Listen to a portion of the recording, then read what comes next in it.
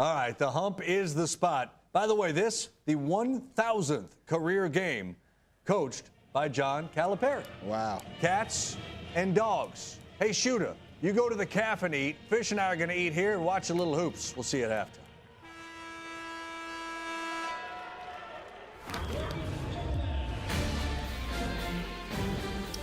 And we welcome you to Starkville, Mississippi, where tonight the Bulldogs try to make it 2-0 against the Kentucky Wildcats, suffering their longest losing streak since 1927, playing their SEC opener. Mike Morgan from Atlanta, John Sunvold all the way back in beautiful Como in Mizzou. And Sonny, when we talk about this Kentucky Wildcat team, everybody wants to know what's going on, what's the matter. Well, there's a number of things you can point to, but the bottom line is when you don't shoot well, it's hard to win in the game of basketball.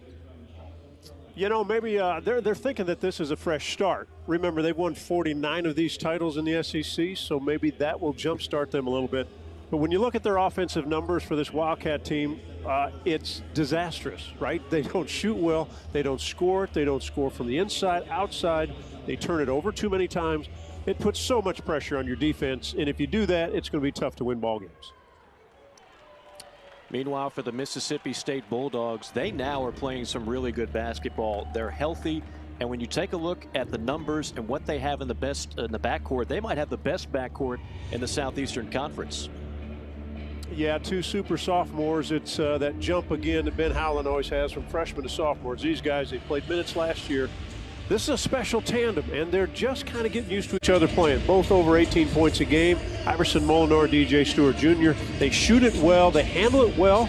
They're aggressive. They can steal basketballs. They can rebound. They'll have assists.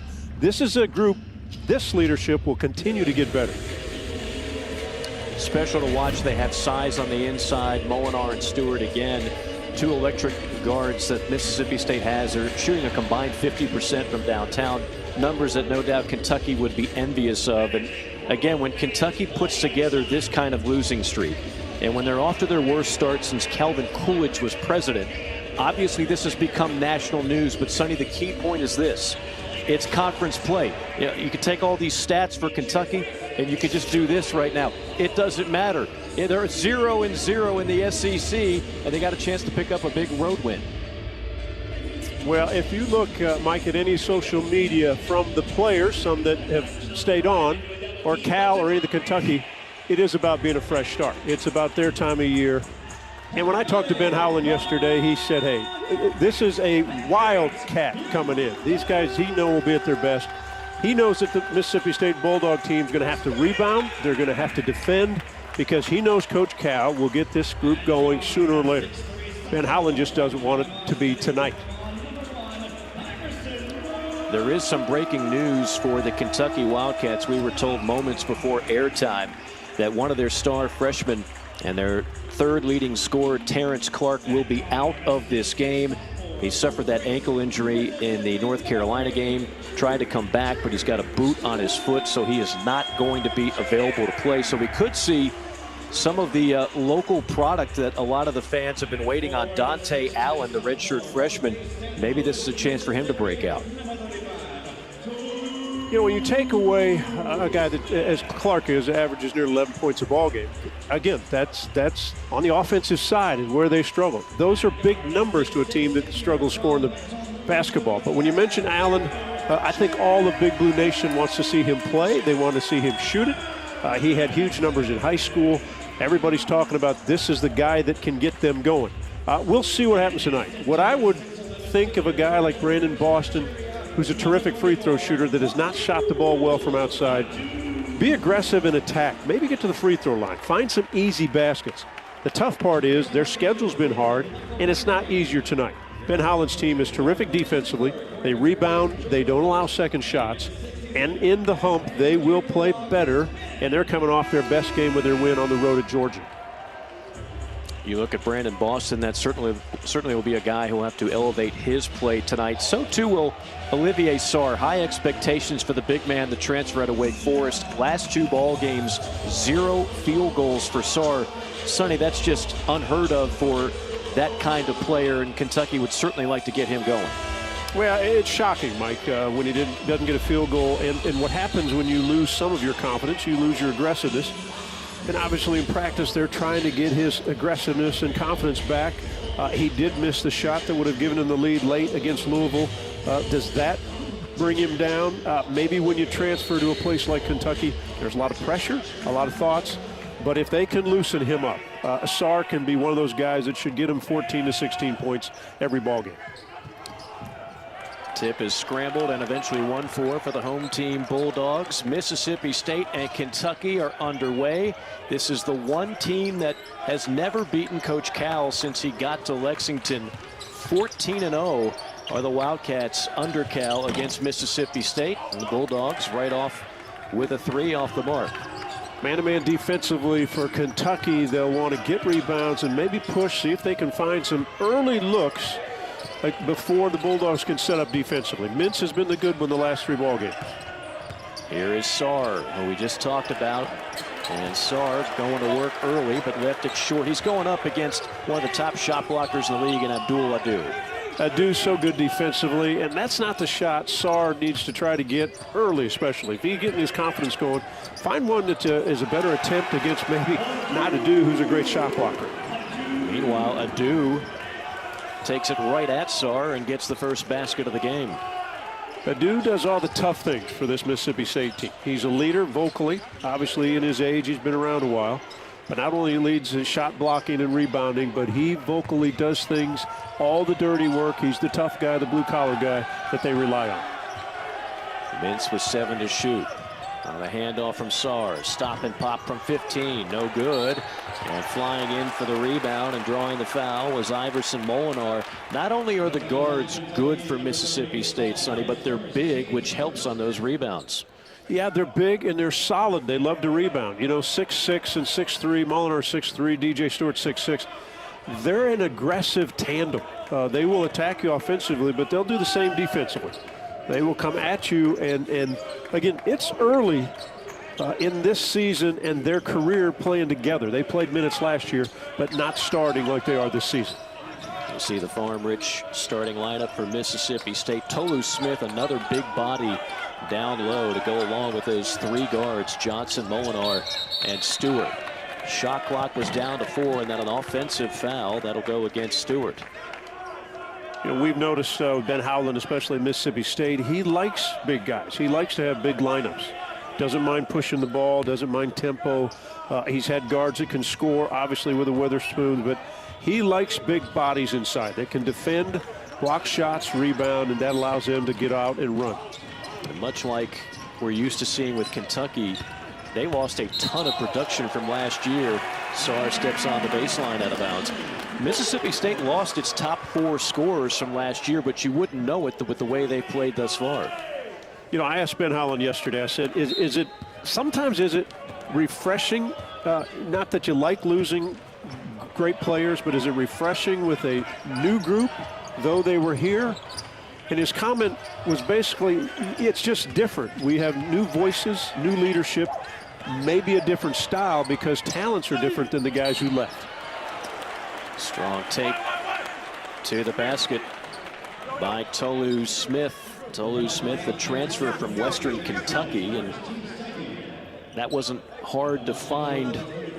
There's some connecting dots there with Western Kentucky, of course. The head coach there is Rick Stansbury, who was a longtime coach and a successful one at that in Starkville. Smith already has 4 double-doubles. He sat out a year ago when he transferred, which when you do sit out, it allows you to practice, get to know your teammates, who they are, what they're about. It's not as though you transfer right away and get to play and try to figure out the system.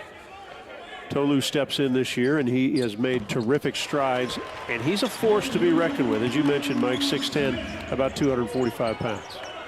State out to an early 4-0 lead. Farm-Rich starting lineup for Kentucky. Again, Davion Mintz has been a welcome addition to the starting 5, but this is an offense that has struggled mightily. That's a 3 knocked down by the big man, Olivier Sarr. And they gave him space. As you saw Askew come off, but basically a pick and pop. They gave Sarr space, trying to see if his confidence is up. He is now, it's his first three he's knocked in for the season. Molinar, so hard to guard, but that time got called for a carry. Now you see John Calipari, this has been a team that has tested him as much as any. He's been critical of himself for perhaps overscheduling early.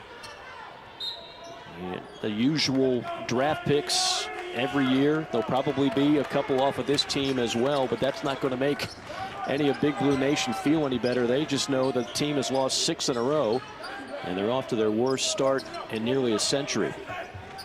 You know, Mike, I think what Cal does as well as any coach, obviously he's more open than most coaches are, how they're doing and what they're thinking. But when he mentions the schedule, I think he puts it on himself, right? The schedule was fine if you're Kentucky. There were some good teams they played and some teams they lost to that were just above average. But I think he doesn't mind the load on his shoulders. Try to get it off his young team. Right. See if he can just get them to go and play a little more loosely. But it's not easy when you get in conference play. You're playing against teams that are really good. Well, a great steal by Jackson, but then they give it right back up. That's another staple. We talked about the shooting woes, Sonny, but they're averaging a tick under 16 turnovers a game. That is the worst in the Cal era. Yeah, and it's near the bottom of the SEC. You know, they're last in the SEC in scoring, field goal percentage, three-point percentage. And then when you turn it over also, it puts so much pressure on the defensive end. That is what Jalen Johnson does for you, the former Louisiana and St. Louis Billiken. He's on his 3rd school, and he's been a welcome addition to stretch that floor for the Bulldogs. Great addition for Ben Howland. Jalen Johnson, redshirt senior, started the last 3 ball games, double figures in every one of those games, so he's off to a good start tonight. That one was halfway down and then out for Brandon. Boston stayed out to an early 4-point lead at Starkville. He stayed on top of Kentucky by a score of 7-3. We mentioned at the top, it's the longest losing streak for Kentucky since 1927. That was a great year for the Yankees, Murderers Row. Some other things that were going on in 1927, Calvin Coolidge. Sonny will give a full breakdown on his presidential tenure later on in the second half. We had 48 states instead of 50. You could buy a new house for $7,680. Can't even get a car for that much now, and a gallon of gas. Oh, do we all yearn for the days of 10 cents a gallon? Well, that's a long time ago. Think of that. 27. I mean, the numbers don't stop there. And I don't want to pile on, but the 64.9 points a game, that's the lowest since 46. The field goal percentage is the lowest since 63. The 3-point percentage of 25 is the worst ever. And the turnovers is the worst under the Calipari era. So there's just so many things to talk about. But, you know, when you look at all that, it's so easy to just say, well, okay, Kentucky, this is just not their year. There's too much talent that they have on this roster to not be able to turn this around in some capacity. Well, and it only takes a 10-minute run, a 20-minute, a half, a game, you know, 5 minutes. It's amazing what confidence can do when things turn around. Again, the tough part when you get in league play, you're playing against some veteran teams that really don't care what accolades you had at the lower level from high school. Good shot by Askew. Don't look now, but Kentucky has hit 2 open threes. That's been a problem for them all year long, just missing open shots.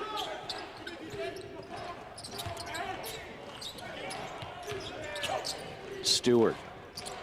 Kick out pass, sets up an open 3. Rebound battle for and scooped up by Askew. Kentucky on the run out. That was Mintz short on the 3 and quickly the other way. Dropping the hammer is DJ Stewart. Well, they can run and they can score in a hurry if you take, I don't know if it's an ill-advised shot, but it's not a great shot as Mintz came down. I think you can get better. And if you miss and you're on the road, even though it's not a loud atmosphere, you invite the home team to run. And this Mississippi State team will run with Molinar and DJ Stewart leading the way. Another open three, and that time knocked down by Mintz, who came in shooting a team high 35%.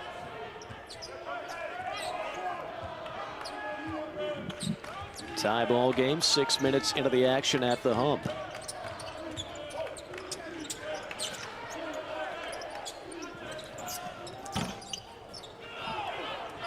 Three rims out for Davis.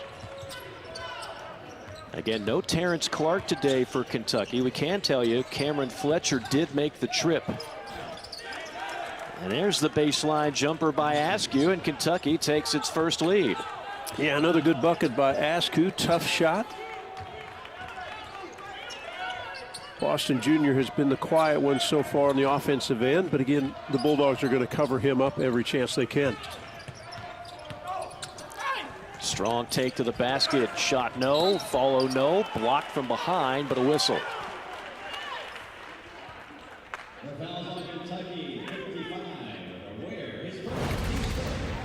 Well, when you're playing an explosive team, that actually the guards, they'll run. And this Bulldog squad, Iverson and DJ, they love to push it. And they love to attack, and they can finish both at a high percentage at the rim. Free throw clangs off the front iron. That's Javian Davis, the transfer from Alabama. See a dude checking back in for Mississippi State. They check a lot of boxes, State does. They have size down low. They got a rim protector and a do. You've got great guards. They shoot the three well. They play usual stifling defense that you would expect under a Ben Howland coach team. I don't know, in some ways, Sonny, this is the third time I've had State. And while they lost a lot of production, a couple of NBA guys, top 4 scorers from a year ago, I like this team better. Yeah, I would agree with you, Mike. I like the team better, too. The Achilles heel so far has been the free throw line. They shoot 59% from the foul line. They struggle. 2 or 3 of their guys really struggle. Wildcats exhibiting patience on this possession. Shot clock at 8. Now down to 6. Pull-up jumper is rattled in. That's Toppin. Good bucket again. Kentucky doesn't have the lightning jet point guard that can get shots for his teammates. Guys that just simply break you off the dribble, and you have to contain them when they penetrate. And there's no De'Aaron Fox type of guy that you see on this roster. Silky smooth jumper that time. Molinar just makes it look so easy. Originally from Panama City, Panama, but grew up in California. Of course, Ben Howland has ties to that state. And he says he worked as hard as anybody he's ever had in the offseason. There's the resume for Ben Howland. Multiple Final Fours at UCLA.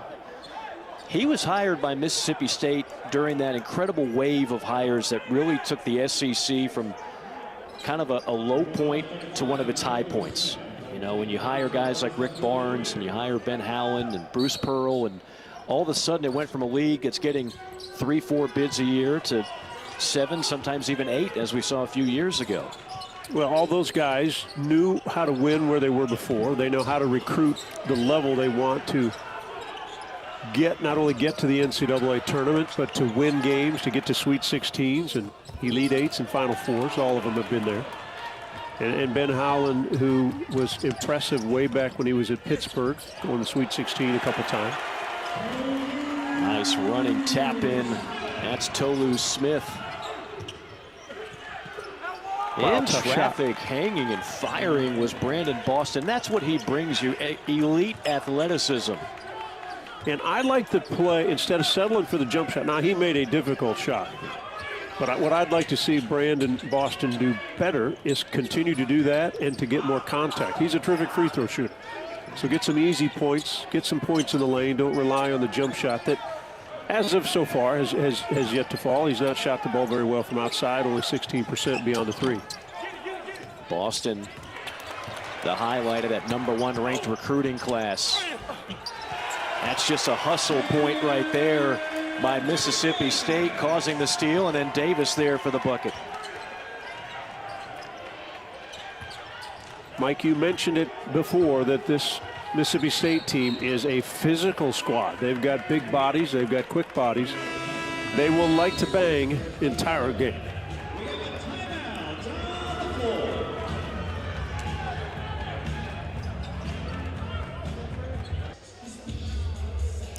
One-point game at the Hump in Starkville. Mike Morgan, John Sunvold. Hope you're enjoying your Saturday evening. Mississippi State trying to go 2-0 in the SEC. Kentucky playing its conference opener. Wildcats already 3 of 5 from downtown. Mississippi State, we mentioned earlier the amount of productivity they lost from a year ago. This would be crippling for a lot of teams. I mean, you've got 2 guys that went to the NBA. You've got another guy playing in Greece, and Nick Weatherspoon, a free agent, but was certainly a key cog for what the Bulldogs have been doing the last couple of years. That's 74% of their scoring gone. But what has happened is Molinar and Stewart have gladly accepted bigger roles. And again, John Sunvold, you and I have seen a number of teams already in the SEC. I don't think there is a better backcourt, at least not playing right now, than those 2 gentlemen. No, they're outstanding, and when they match up against Tennessee, that will be one to watch. And when you saw those names of those players that we had up there, that's the reason why Mississippi State has won over 20 games the last 3 years. But the guys that are here now they were all here in smaller forms. Molinar and Stewart played last year. They were all started a few games. They mixed in with that group. And when you have Adu that's back as a redshirt senior, you add Smith, who sat out last year. This is a veteran team that's not quite as old as other veteran teams in this league. And I think it's a team that Ben Howland, confidently, he won't say it, but it just sounds like he feels this team can really do some special things. Yeah, as much as Ben can get giddy when he talks about players, he feels giddy about his backcourt. Coach Cal feeling somewhat giddy about the way his team is shooting in this first half. Askew with another jumper. He's got a quick 7 points here in the first half. And he's perfect from the field, and what confidence that gives the young lead guard out front for Kentucky. 1 point lead, then a steal. Quick hands by the Wildcats. Looked like Jackson got his hands on it. The SEC's leader in block shots picks up another steal. Stop and pop on the way. No. Good look at it for Boston.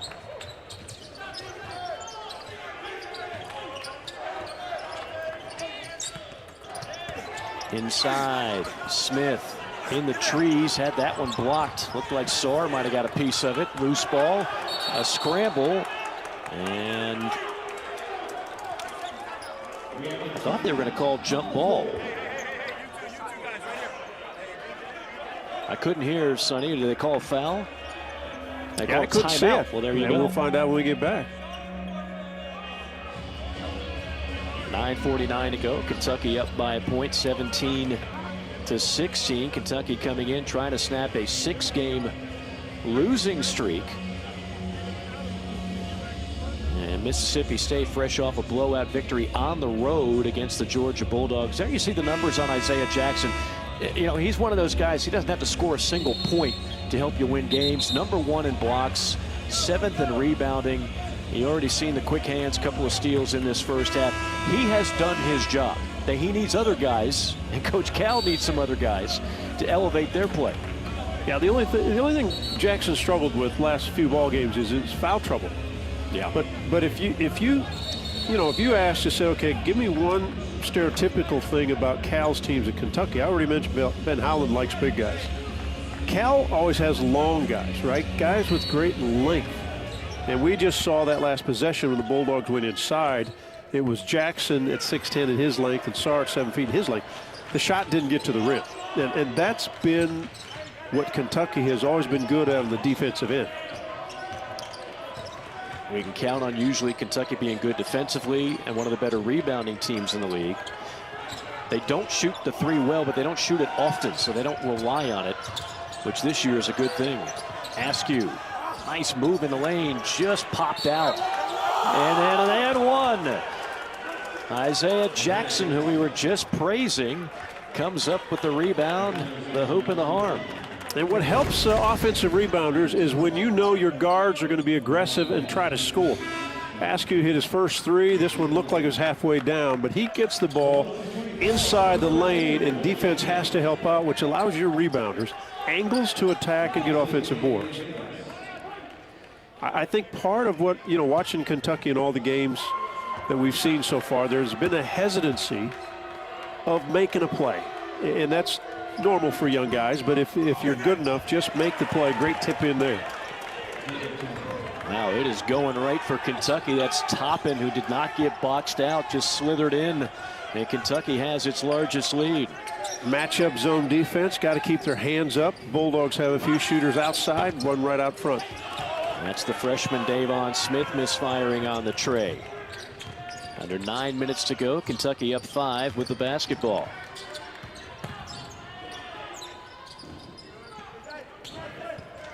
Mintz angles it into Sarr.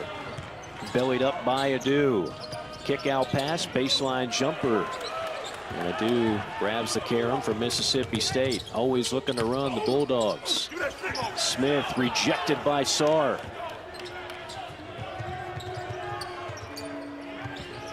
Davon Smith, another good freshman in this league. Had a terrific game the other night when you were doing, Mike, against Georgia. Hit 3 threes in that first half. Has not shot the ball well besides that. Yeah, that was his best game by far so far. Another top 100 recruit for Ben Howland. He's had 8 of them. Boy, it is a block party for Kentucky. Isaiah Jackson took some air out of the basketball on that swat. He's #1 in the SEC, averaging 2.6 blocks a game. This one should count as 2. We mentioned length of Kentucky inside, and defensively, that's not an issue. They block shots in a hurry. The Bulldogs struggling inside once they get into the rim. Timeout on the floor. 8:07 to go first half. A different looking Kentucky team so far at Starkville.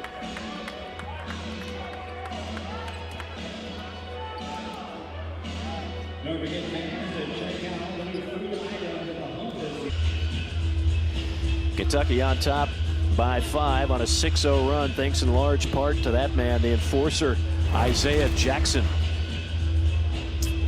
Mississippi State has tried to score at the rim. They've taken it on the break. They've pounded it inside down low, but Mr. Jackson has not allowed anything to get above the rim. Hey, there's some teams that Mississippi State will play this year with Adu and Tolu Smith and company where they can play a little bully ball. This is not one of them. When you've got Jackson and Sarr on the floor, Kentucky is awfully big and awfully long and tough to get those shots up against. Again, defense has not been the largest problem for Kentucky. It has been offense. They've scored fewer than 65 points every game during this 6-game losing streak. With all that firepower, that's kind of an incredulous number. So you just know at some point it's been brimming and it's going to explode. And if you're Mississippi State, you hope that that's not going to happen tonight. And if you're looking at numbers in this ball game, 47% from the field, Kentucky is, and on 3-point field goals are 3 of 5, so that's a good number. And Mississippi State on their home court, they're struggling, 6 of 17 from the field and only 1 of 5 on the 3-point line. Got a big doubleheader coming up on Tuesday. Kentucky will host Vandy at Rupp Arena. You'll hear the dulcet tones of John Sunvold on that one. With number 12, Missouri, after that one, taking on Mississippi State. These same Bulldogs, that will be at the Hump. Missouri taking a big-time leap today. After a tough loss at home at Tennessee, they go on the road against an undefeated Arkansas squad and put on a clinic. Yeah, good road win for Missouri. A lot of road wins so far early in the SEC season. No home crowds, no big crowd for teams, obviously, to go on the road. Yeah, I actually did a deep dive on that earlier today because I have no social life. Since the turn of the century in 2000, home court advantage in college basketball has been 69%. I'm going to wager that number is going to be down dramatically this year because clearly it's not the same. I mean, it's always nice to play in your own gym and shoot on your own rims, but you don't have nearly the home court advantage without the crowds. Yeah, can you imagine going to Auburn and it's quiet versus what you normally would get, or Florida or Kentucky? I mean, it's just a different feel for any of these road players to have to deal with. I mean, you take a look at this game today. I mean, the hump would be standing room only for a matchup against Kentucky. Yeah, no doubt. And again, the other part is the energy it fuels to a home team, right? It elevates a home team. But we've seen it already. So many road teams winning, and right now we've got a road team, Kentucky, up early in this game. Molinar with his second basket. A 3-point lead for Big Blue. Under 7 minutes to go, first half. Again, Cal has never lost to Mississippi State, 14 of those since coming to Lexington.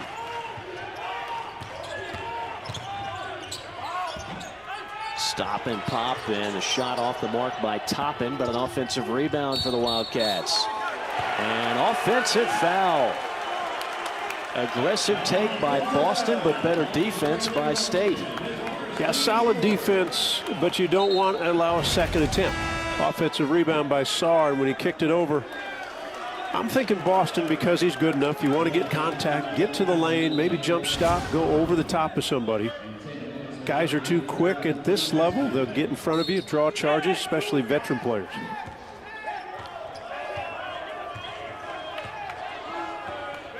Molinar walks the ball up the floor. And Kentucky will stay in the zone. Stay in the matchup zone. Adu kicks it out. Jumper from the baseline. Boy, it is fun to watch Molinar and Stewart with their mid-range game. Yeah, it was smooth there. Good ball fake. One bounce dribble for the jump shot.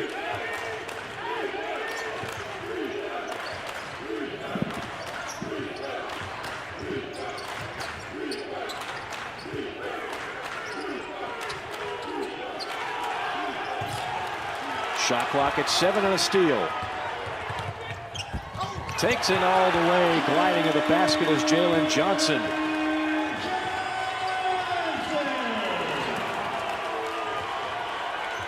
Active hands, energy. Point. Yeah, active hands and energy. Sorry, Mike, that they'll do it on the defensive end. If you stand offensively against this Bulldog team, they will eat you alive. Boston can't connect.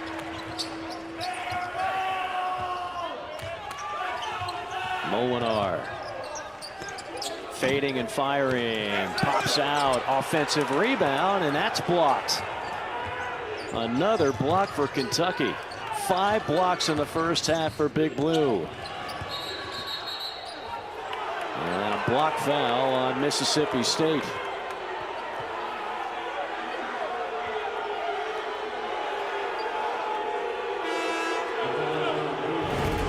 Well, we've mentioned this Mississippi State team on the defensive end. They do have active hands, active feet. Johnson with the ball. He's got 2-on-1 break. He can either take it himself, lay it off to Stewart. Would have had an easy one also, but if the defender doesn't stop you, you take it all the way. And Adu just picked up his 3rd foul. That is critical with 5:07 to go in the first half. Your top rim protector is going to have a lot of time on the bench. Adu, a great story, senior out of Lagos, Nigeria. First member of his family to graduate from college. Did that earlier this year. Got a long distance congratulations from his family back in Nigeria. Now we've got a lane violation. So first you have a foul that everybody was upset about for Mississippi State. Now you got a lane violation. Mike, I think all 6 guys violated the lane. I think they all fell in. It was like a hesitation at the free throw by Boston. Boston, the most celebrated recruit out of Norcross, Georgia. About a stone throw away from North Atlanta. A lot of great players have come out of that area. Just ask Bruce Pearl of Auburn. He's been recruiting plenty of them from that spot in the state of Georgia. Wildcats go to man-to-man. Great set play by the Bulldogs. And a great feed from Stewart to Davis on the slam. Back to a 3-point game. Great thing about Mississippi State run. Yeah, the great thing about DJ Stewart out front, he's 6'6". He can see over the top. When he runs a pick and roll, he can really fire it inside on a good pass. Boston, no. Offensive rebound. Follow, yes, by Lance Ware, the 6'9" freshman from Camden, New Jersey. Physicality, what Ware will bring in. He's a banger inside. Do you like the zone? Yeah, if they're active with their hands, they've got to realize they've got great shooters outside. I think changing defenses is really good. It makes an opponent change some things and at least think about some stuff. Another block. That is a half dozen, and that is a return to sender by Brandon Boston.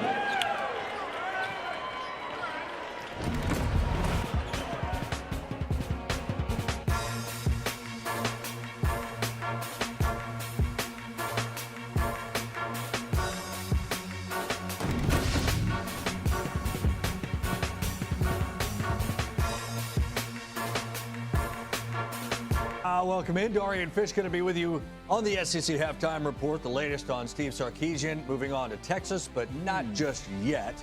But Texas A&M, a little late heroics here. What are you seeing in the first half of our game? I think the Aggies have the most experience. They're displaying that for the Cats. They need to play as fast as possible without turning it over. I know you said Aggies, but you meant Bulldog. Man, I appreciate that, Dory.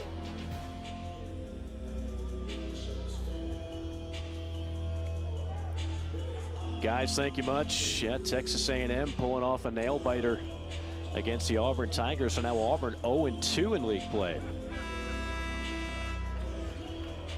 Good win for Buzz and the gang. I thought his interview was terrific afterwards. But they focus more on themselves. He said practice needs to be 85% on them and 15 on the next opponent. But a good win on their home court. Now, and Bruce Pearl, you know he'd get his guys going 0-2. I thought A&M was one of the better stories in the league last year. I mean, there's so little expectations. Buzz walked into a situation where you didn't have a ton of players on that roster with a lot of acclaim, but overachieved, pulled off some major upsets down the stretch.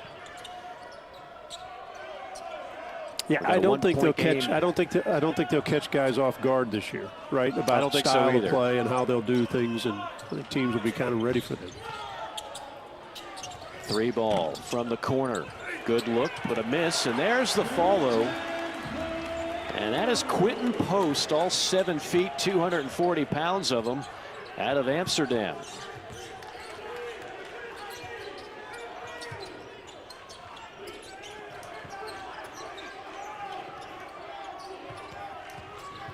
Backing in.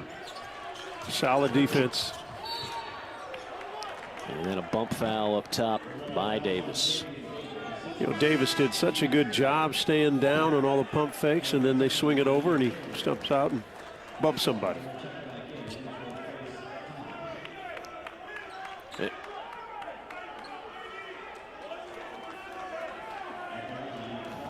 Brandon Boston coming in, leading scorer, 14 points, 6.5 rebounds a game, out of Norcross, Georgia. He still has a tradition that he's had since he was a child, playing middle school and high school ball, where he keeps cash in the form of a dollar bill in his shoe. And I was trying to get the intel on why someone would do that. He said back when he was a kid, he always had that because he liked to go to the concession stand before he played in the game, get a little snack, get some Skittles, a little sugar high, and get ready to go. That's pretty good. Preseason All-SEC first team. Guy that Kentucky kind of, you know, was supposed to step in and have big numbers right away, but it's not easy. Now that is the X factor for Mississippi State. You saw right there. All Jalen Johnson has to do is just that, and he's going to be a huge help. Just hit threes. 8 points now for Johnson, the transfer from Louisiana. And I think State's gotten some pretty good looks, Mike, on against that zone defense. They've got good enough shooters, and when they get the good looks, if they're wide open against the zone, they've knocked them in. Here comes Stewart. Draws the foul. He took that 1-on-2, and Askew called for the reach-in. And what the zone has done for Mississippi State, now they haven't made a ton of shots, but it has stretched it out, and you get openings like this. And if you took a look when that ball went in, you had inside position by Post again. He had one offensive rebound, but because it's a zone, sometimes, again, when your outside guys are swinging the ball around, you know as a big man, step inside and get an angle on the defensive low guy in that zone defense. You and I have been doing Kentucky games and Coach Cal games for years. I don't remember a first half seeing this much zone played by a Coach Cal team. Yeah, I think he's searching for things, but I don't know on the defensive end if that's been, and he'd say it hadn't been the big issue. Offensively, they've got 25 points with 2:21 left. They've shot the ball a little bit better tonight, but from outside, 3 of 6, but now they're below 40% from the field for the game. And I would say a lower scoring game could favor Mississippi State ordinarily. Nice fall that time. Weak side. Sarr got the rebound and got the follow. Under 2 minutes to go, first half, State up by 4. Mike, you make a good defensive stop and post, the 7-footer inside doesn't block out. That's frustrating to a coaching staff. It takes away minutes from you if you're a player. I'll just be honest, the coaches don't like it if you don't block out because you've done your job and all of a sudden you give up an offensive rebound and a putback. And then he committed the double whammy, a moving screen on the other end. So that's not going to do much in the way of earning playing time for Quentin Post. So they're high on. They believe not only can he help with his size, but he's got the green light to shoot from outside.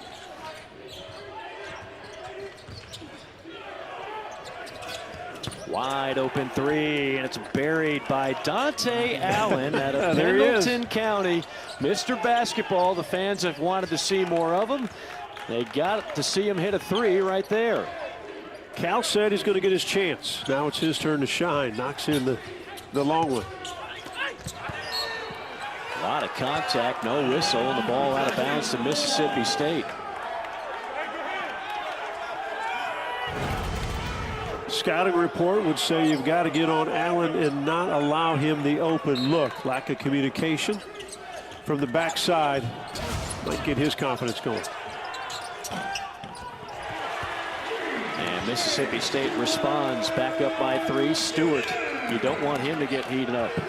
And you never have to worry about Stewart's confidence, right? No. He's got the green light. He'll attack it anyway, and he's never worried that he's not shooting the ball well. 8 points for the redshirt sophomore out of Grace, Mississippi. Sarr trying to get a little too cute, drag that pivot foot.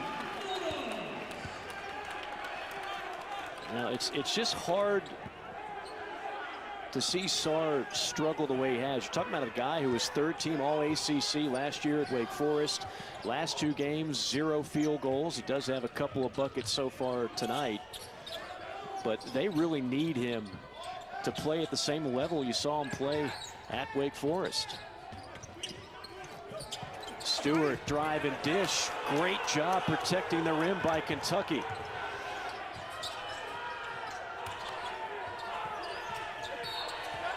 And then a walk. So a nice block on one end by Ware, but then happy feet on the other end. And you were close to being in the last possession of the half. And a turnover. So now Ben Howland's team can run it down, get the last shot, take the lead going into the locker room. 8th turnover on Kentucky. Again, they averaged just under 16, the highest mark for a Coach Cal team. Clock down to 6. Pull-up jumper is good. Boy, is it pretty when it leaves the hands of either Molinar or Stewart. Kentucky almost with a desperation heave. That one hits the front iron. Mississippi State 13 points off of 8 Kentucky turnovers, and the Bulldogs lead it by 5. 35-30, our halftime score from the Hump.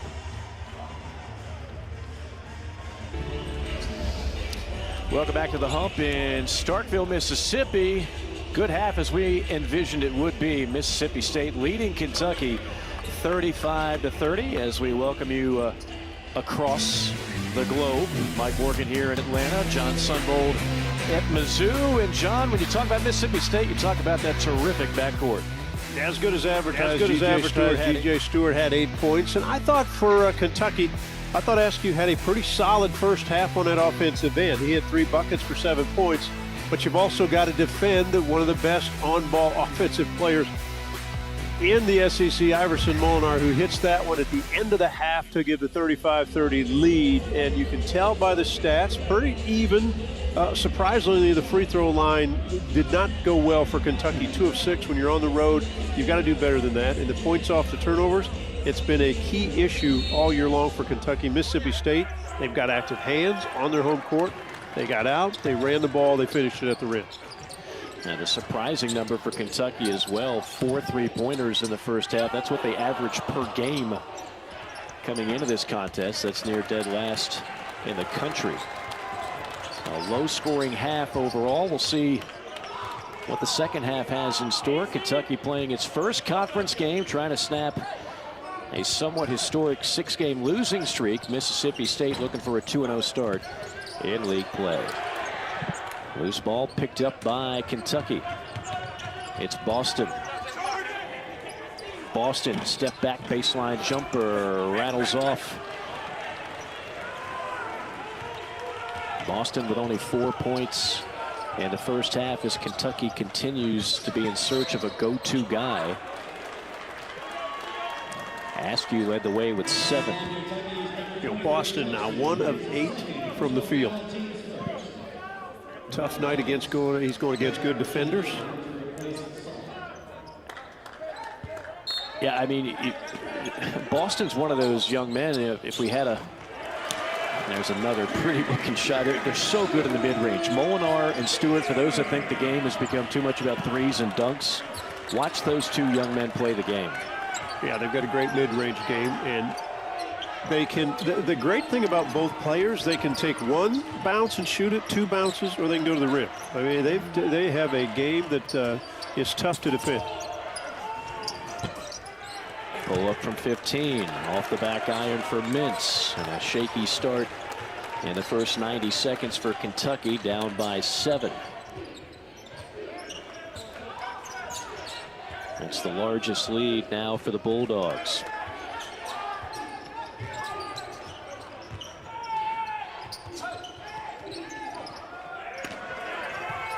Inside, Tolu Smith lost the handle. Quick hands there by who else? Isaiah Jackson. He is so active on the defensive end. 7th turnover on Mississippi State. What do you want to see more from Kentucky? I mean, the obvious answer, hit more shots here, but what do you want to see them do in terms of movement and execution here?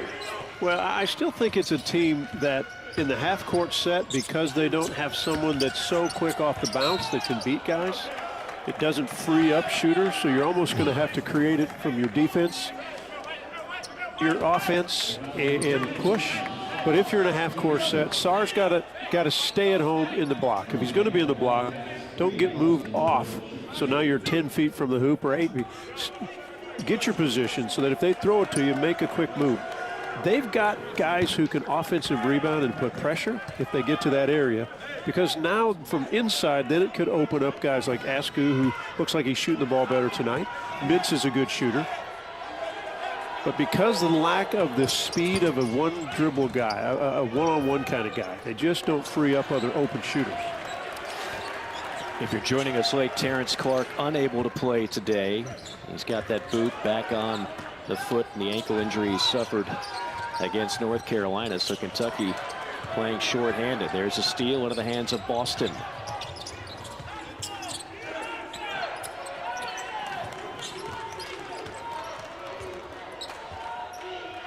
Sarr is not starting the second half. Instead, on the floor right now, it's Lance Ware.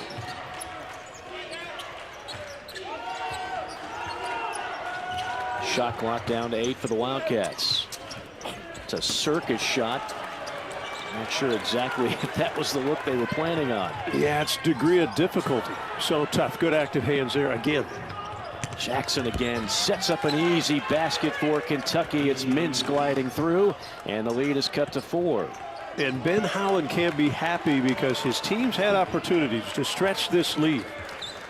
Turnovers and a couple turnovers, and all of a sudden it's only a 4-point game again.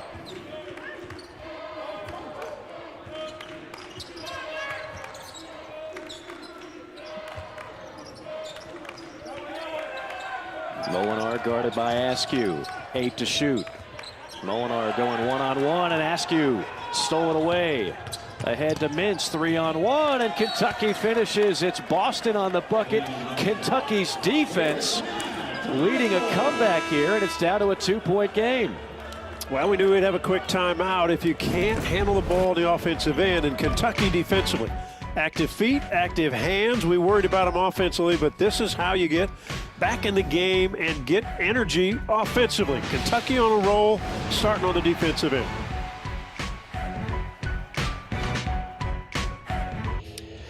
37-35.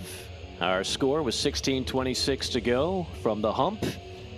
That's where the game is taking place. Mike Morgan, John Sunvold. We are from parts, well, east and west and north of the hump. I guess we're all over. We got Atlanta, Georgia represented here. We've got Columbia, Missouri represented there. And Sonny, I know you're a history of the game. We love the history of the game. Kentucky is making some history, not exactly the history you want to see. Again, the 6 straight losses, the 1-6 start, the worst since 1927. Now, if you go back to 1927, you're probably wondering who was the coach. That's a good bar bet over there at Tony's Steakhouse, right? You could win yourself a nice shot of bourbon if you get it. Well, how about Basil Hayden? Basil Hayden was the coach, and there's some factors to this. Now, he was a great player at Kentucky, first ever All-American for the Wildcats, born in 1899, died in 2003 at the tender age of 103. When he took over as the coach, most of the team was football players just trying to play it out. Now, he took over from Ray Eklund. There's another bar bet for you. He was given just a week to prepare that less than stellar team. They had a losing season. He was done. He went on to bigger and better things. They then went on to hire John Bauer. And then shortly thereafter, in 1930, came one Adolph Rupp. So Basil Hayden, who, by the way, if you're wondering, for you bourbon lovers out there, it was his paternal great-great-grandfather who was the Basil Hayden, the well-known distiller. That is everything you need to know about that team, that coach, that player, and a little bit of bourbon trivia as well. I was going to say, if you say Basil Hayden in my neck of the woods, they're just going to think you're pulling up to the bar. Absolutely, and there's nothing wrong with that. 2-point game, and there's a big 3 and a response for Mississippi State. They had turned it over 4 times in the last 5 possessions. Jalen Johnson is terrific for this ball club. Fits in well, defensively, offensively. Well, on any given night, if you're Mississippi State, you can go to Johnson, Molinar, and Stewart, and they can give you 15, 20, 25. Pretty good luxury to have. Kentucky down by 5. Our women's basketball doubleheader for you comes on Thursday on the SEC Network. Tennessee hopefully will be back on the court after a positive COVID-19 test has paused all activities. They're slated to square off against 10th-ranked Arkansas in Knoxville at 6:30 Eastern Time, and then Kentucky takes on Texas A&M at Reed Arena. Sonny, that's just something we all have to get used to this year in college basketball, the same way we got acclimated to it in college football. Any given game on the schedule could be postponed due to COVID. Yeah, and it's tough. I think, it's tough on coaches. It's tough on players. When we've watched it in college basketball, we've all said, and coaches have agreed, that the older teams have handled it better because they're used to school. They're used to all the things that go on. Now they just have to add another element, but it hasn't disrupted them. Many of the high school kids that have come in, it's been disrupted. They haven't played a lot of basketball with their current teammates through the summer.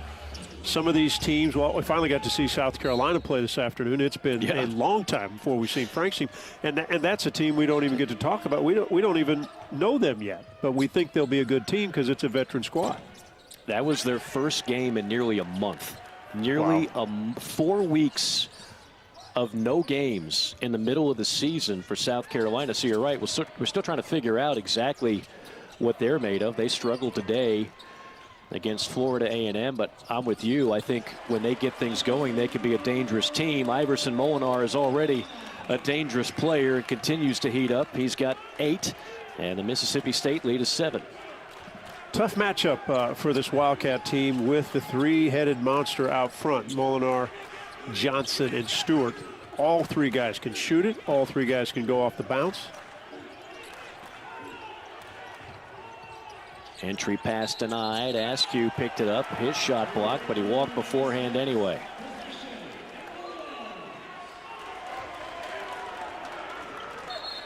another turnover on Kentucky. That's 10 for the game.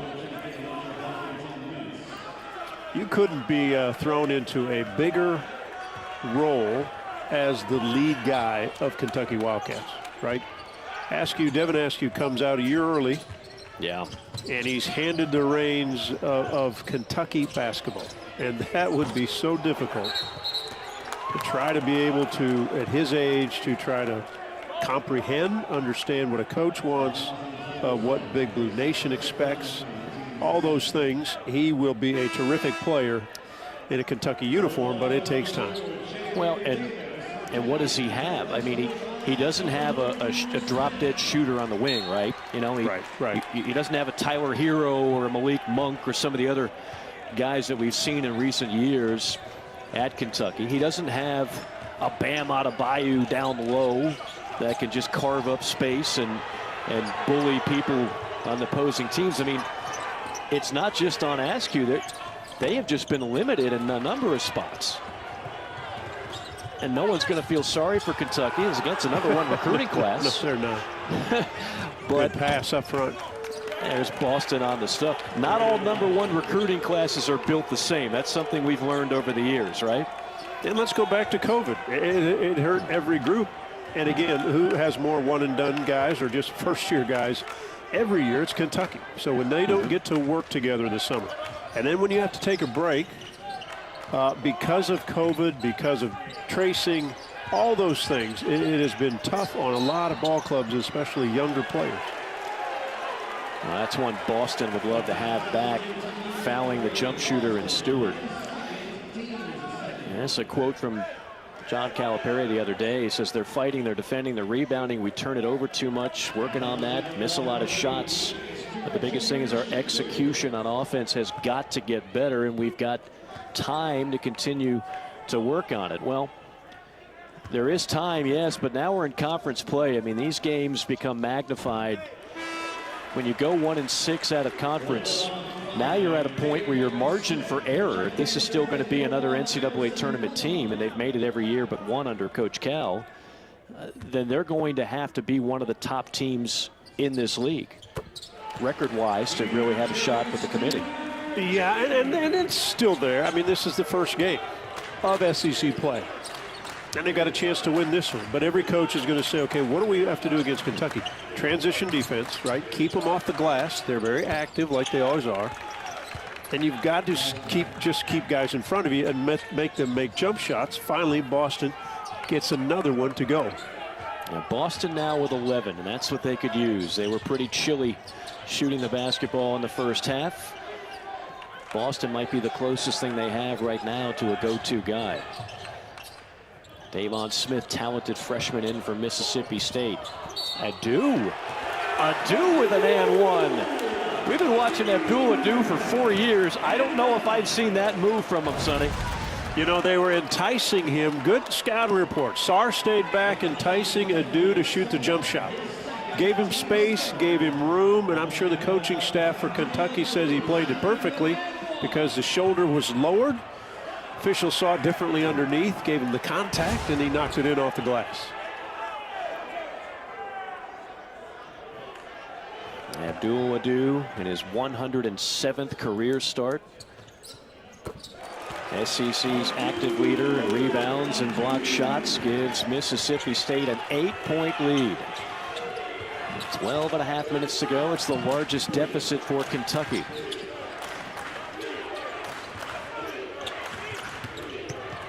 Askew, nice take, would have counted anyway with a goaltend, but the bucket and the ball goes through the basket, so that'll make it a 6-point game.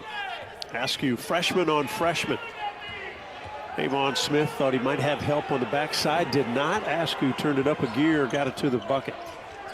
Nice blow by the freshman. Stewart crosses over, takes it strong. He's just so fluid at 6'6". He's got a good handle. He's quick, and you have to respect his shot from three-point range on. Yeah, he shoots it so well, and he's so good off the bounce. And we've already seen it tonight. He can shoot it. You know, if he catches, he can release it. When he goes off the bounce, whether it's one dribble or two, he can go for the mid-range jump shot, comfortable. And because he's strong enough, and it's 6'6", he can finish at the rim. And he's looking for contact. When you average 18 points a game, you're trying to get 6 or 7 free throws a ball game. Contact, draw it, see if you can finish it. Doesn't need to be missing at the foul line, where he has really struggled this season, just at 59%. And that's almost a shock. Yeah, that would go along with the whole state team at 59%. That is the one weakness we've seen out of this squad so far. In fact, it's cost them 2 games. If you go back to the Dayton double overtime loss and the loss to Clemson, if they just hit an average amount of free throws, they win those games. We're talking about an 8-1 team if that happens. Instead, they stand at 6-3 and trying to go to 2-0 in league play tonight. Yeah, that's a good point, Mike. And you know what? People talk about free throws. They do matter, especially if you're an aggressive team that can attack. Timeout on the floor with 11:43 to go. State up by 7 at the hump.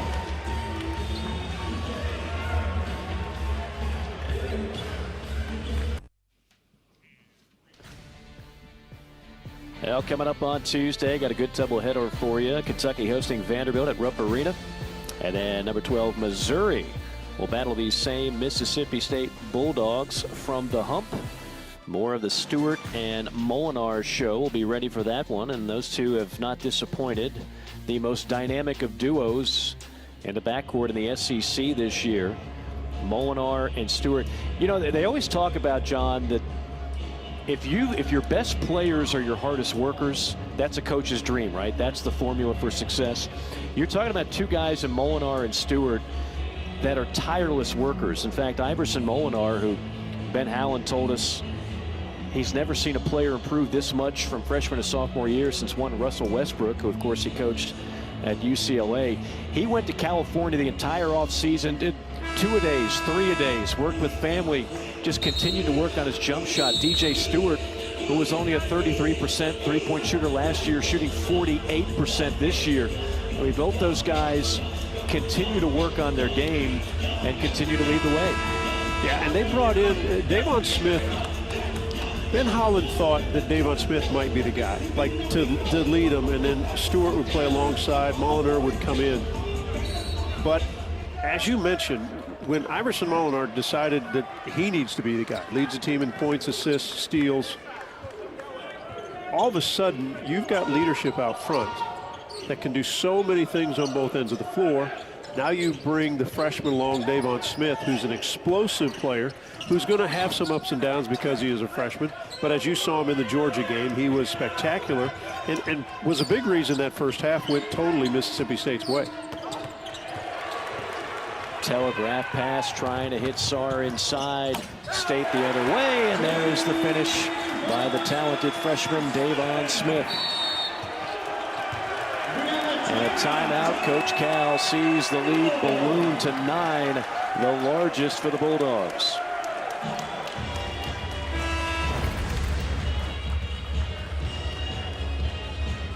You see the quick hands by Adu to Stewart, to the freshman Davon Smith, who Ben Howland raves about. He thinks he's going to be a good one.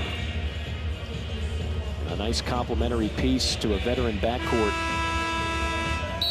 There's just a lot to like about this Mississippi State squad, and I think they've been flying under the radar. Remember, a couple of those losses they had early on, Molinar was not on the team at that point, and so they were playing shorthanded. Mentioned the 2 losses due to free throw shooting. You and I, we continue to get a first-hand look at a lot of these teams in the SEC. Tennessee, to me, you just had them the other night, John. Yeah, they were spectacular. They're in their own category, right? Yeah. I mean, right now they are, yes. Yeah, I mean, when you got 2 5-star kids coming off the bench, and you got veterans all over the place, and you got a great coach in Rick Barnes. But I think Mississippi State in that second tier, more people are going to start talking about them. And they'll only get better because of, just the way it is. Their growth together and their confidence. That last play that was laid in by Smith on the steal by Adu, Adu's the guy who sprints down. He's trailing it. Right. He's there for the miss. They are very athletic. Now, they'll run into some teams that may shoot the heck out of it. When they lost to Liberty, I mean, nobody wants to play Richie McKay's team. I'm just telling you, I've seen them in person. Missouri had a heck of a game with them. They made 19 threes against Mississippi State. When someone does that, you know, it's going to be a tough night. It's the same Liberty team that beat South Carolina earlier this year as well. Yep. They're very dangerous. All right, so Kentucky's down by 9. Plenty of time left in this game. But, John, how do they close the gap? Well, when did they make their run, Mike? They did it on the defensive end, right? They had steals. They had active hands. Offensively, they are who they are in the half court. Again, without the blow-by of any point guard, it's all handled by how well do you pick for each other. How well does Sarr set himself inside? Can he get buckets? Good follow there. Guess that time. He took it right on a do and then cleaned up his own miss. When you want work for them offensively, I mean, it's not an easy thing. You went through about 5 names that they don't have those type of players, guys that can catch it and shoot it like a Monk or a Booker. I mean, you go through guys, and you're taking a look, okay, how can they score? Well, they've got talent, but they've got to be able to do this. They need to get out and run, push, see if they can get some open looks. And if this kid Allen, because everybody wants to see it, and Cal said, I'm going to have him play, that's his second one he's hit. You know what they're saying right now back in Bluegrass country. We want to see more of Dante Allen. That's a pair of threes. You know, Mike, you said something to me. You said something to me when we were on the break that Kentucky hasn't gone over 65 points yet this season, which is a shock. And I'm looking at the numbers going, wow. Yeah. They had one game where they got up to 65. That was the win against Morehead State. Yeah, the first one, you're right. So 6 in a row of fewer than 65 points. And that is a staggering number. I got to admit, I checked the notes like 12 times to make sure that was not a typo. Yeah.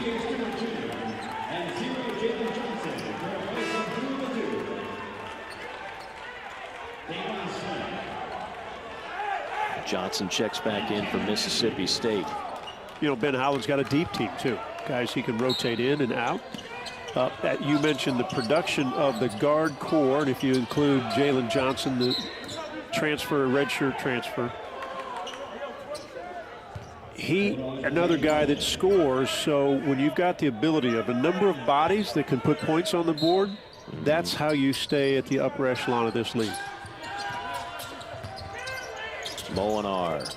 Wow. See, I mean, that's just a guy that can create his own shot at any time. Yeah. Quick, hard bounce. If you're a great jump shooter, the bounce should be harder on your last dribble, and that gets you right into a jump shot.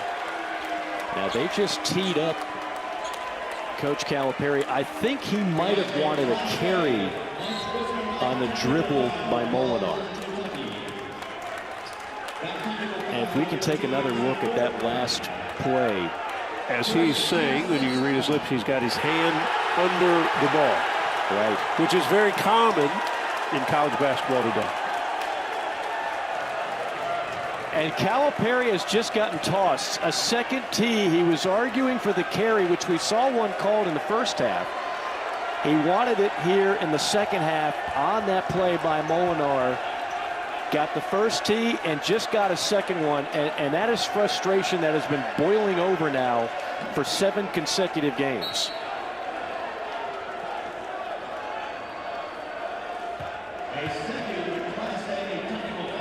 Exit stage right, Coach Cal. For the final 9 minutes and 4 seconds. Kentucky will look to Tony Barbie and company on the bench. Johnson misses the first technical free throw. We'll take another look at the controversial no call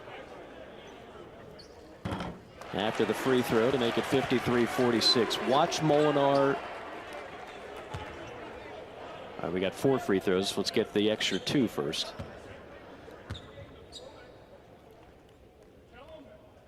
This is like a drill. You get to shoot 4 in a row, Sonny. 88% free throw shooter. Anybody that wants to be in that spot because it helps your stat sheet, you're thinking this is a great way to get 4 points, although he's only going to make 3 of the 4. Now we'll get a chance to see it. Yeah, watch the hesitation dribble. He wants the hand under the ball. You know, he's got an argument.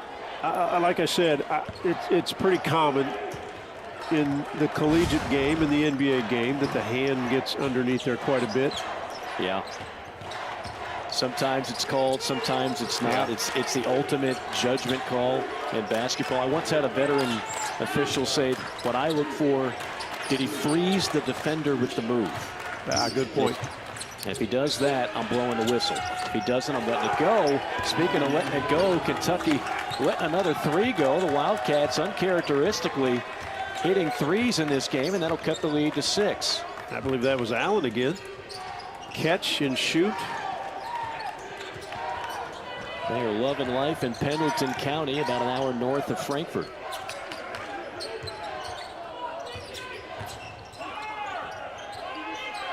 Six-point game and 6 on the shot clock. And we know how energetic Cal is on the sideline. Now will his players respond to Tony Barbie's not the same way. A 3 would cut it to 3. Allen has had the hot hand, gives it off to Mintz. And I would look Inside for him again. Sarr. Turn and face by Olivier Sarr. That's what he did so well at Wake Forest, and it's a 4-point game. Momentum, energy, maybe what Cal did, brought a little life into this Wildcat team.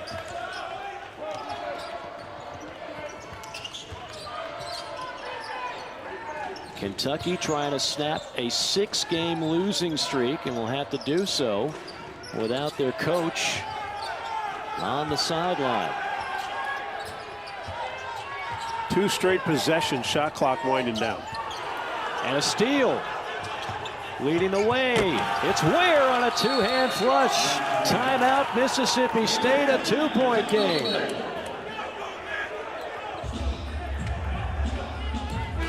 .7:16 to play. Things getting interesting in Starkville.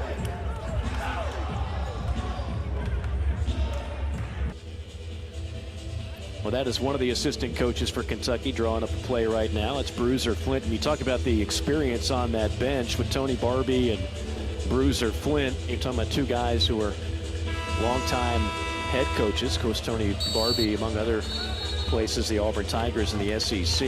No Coach Cal for the rest of the game, as he has been ejected in this one, arguing a non-call on what he thought was going to be a carry on Iverson Molinar. At that point, Kentucky was struggling. Since the technicals, Kentucky has amped it up on the defensive end, John, and has closed the gap to within 2. Something we talked about, Mike. If their defense is what leads to good offense, and it's hands, it's activity. And I think the Bulldogs, when they get in their half-court set and they allow the Wildcats to get set, and they don't run good motion and they don't set good screens and they're stagnant offensively, it allows Kentucky to be better, and it's really hurt this Mississippi State team. Tolu Smith lost his footing, but did he get pushed? I believe they called a foul on Lance Ware. And that's 18 fouls on Kentucky.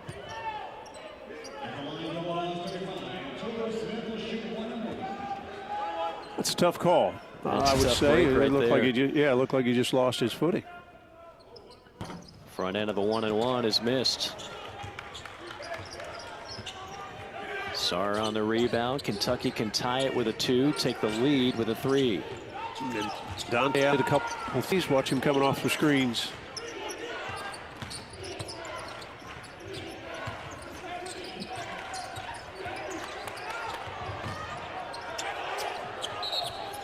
Out of bounds. It will be Kentucky basketball with 7 on the shot clock.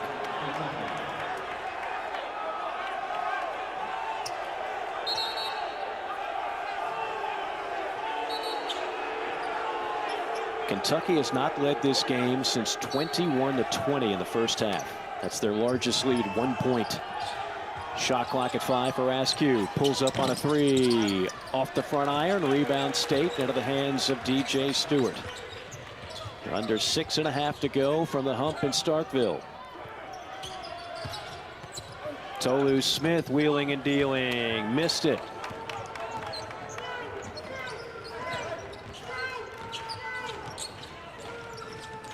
Bulldogs have tried to almost score inside the last few possessions, probably to put a little pressure on Sarr, who's got 3 personals for Kentucky, but they've not been able to convert. Stewart on the other end, no. That last possession, Sarr's shot popped out like it was halfway down, very similar to the game against Louisville. Open 3 on the way, no. Boy, Kentucky has had 3 chances to tie it or take the lead. And normally that might not be a good look, but Dante Allen has already knocked in 3 threes, and that was right on track also. Kentucky 6 for 13 from behind the arc, well ahead of their 25% clip on the season. Adu inside, tried to split a double, can't do it. Kentucky on another takeaway. All the way, stripped again. Steal for steal. That time it was Molinar. Numbers for State. Not sure what that was. Wow, I know what it was a terrible alley-oop. Here comes Kentucky with numbers. 3 on 2, an open 3, knocked down. And the career performance for Dante Allen continues. Kid, he's going to get his chance. That's what they said, and he has delivered. He has hit 4 threes in this ball game, and Dante Allen confident. His teammates are confident. Space the floor on the break. If you're a great shooter, why not stop behind the 3-point line? He hit 3 already. Here's his 4th. And the Wildcats on a roll as Mississippi State has just floundered opportunities a couple times on the fast break. Mr. Basketball in the state of Kentucky. Coach Cal was asked a very direct question after the loss to Louisville. Why didn't we see number 11 Dante Allen? Cal gave an answer about playing Clarke and everything, and the fans just said, no. We don't want to hear that. We want to see more of Dante Allen, and right now he's earning some more PT. 4 3-pointers for the freshman. That's 1 more than the entire Mississippi State team. And you can tell, Mike, his confidence as a shooter, regardless of what level. As I mentioned, over 3,200 points in high school. That's just a staggering number. And he is now catching it with confidence. And the possession before, when they kept it, they ran him off 2 screens. And even though he didn't get the shot, Mississippi State's adjusting where he's going, which then that makes everybody else open. Boston should be able to play off that. Mintz should be able to play off that. Guys will get open shots because their teammate now, Allen, is knocking in 3s. Mississippi State, meanwhile, on a scoring drought of over 4 minutes. They have not scored a field goal since the 9:05 mark. Give some 55 points. Yeah, give some credit to the Wildcat defense, but they've just been stagnant offensively. Not a good shot there by Stewart early in the shot clock and deep. Kentucky on a 10-0 run.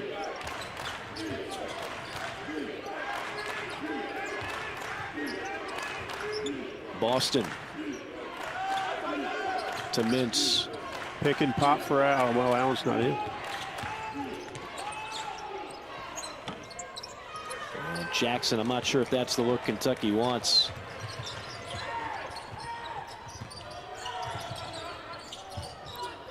Will the scoring drought continue? It does for State. And then both players fighting for the ball. It will be Mississippi State ball. Great hustle by Adu.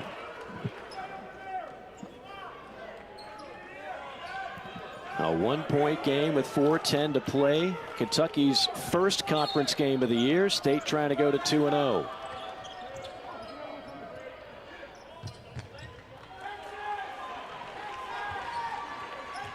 Normally it's Stewart, Molinar, who are the guys that take the big shots or try to make the plays. Stewart on the drive.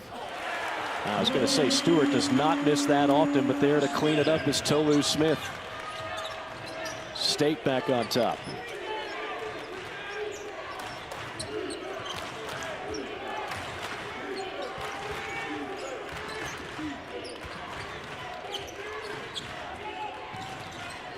Kentucky bleeding some clock here. Shot clock now down under 10. Askew on a rise and fire 3. No, tapped around into the hands of Tolu Smith.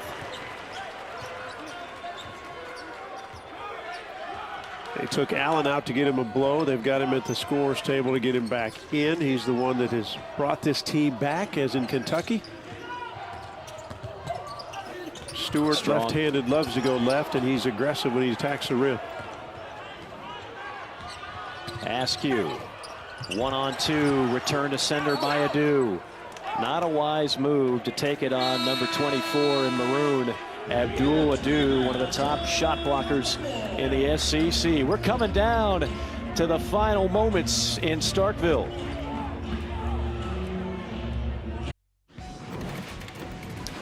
Let's take a look at tonight's Protection Spotlight, brought to you by Allstate. Defensively, Kentucky, when you talk about protection, active hands, especially around the rim. They've got 10 blocks tonight against this Mississippi State Bulldog squad, and that has only kept them in the game, but a chance to win on the road and go 1-0 in the SEC.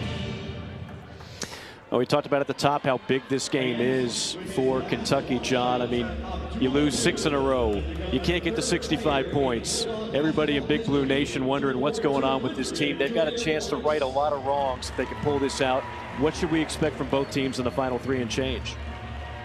So if I'm a player on Kentucky's team, I got to find how I get Allen open. He doesn't have to shoot it, but if I'm trying to get him open, that means the guys setting the screens will probably get open to slip because the Bulldogs will try to get him, or at least try to stop him. If you're the Bulldogs, Mississippi State, go back to Stewart, Molinar, Johnson. Those are the 3 guys that have scored. Don't get stagnant.